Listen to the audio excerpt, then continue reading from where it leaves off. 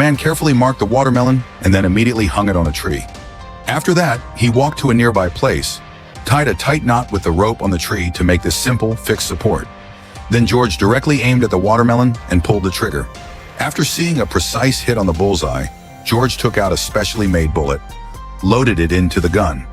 George was a top-notch killer, codenamed Jackal. This time, he had his eyes on a man who looked similar to himself just because he was the chauffeur of the employer who had defaulted on his payment.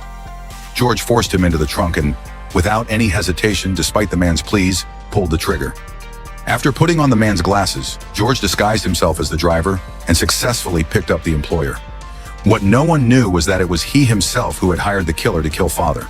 Because George had used the employer himself to lure the father out and deliberately broke his thigh, which made him so furious that he refused to pay the remaining balance.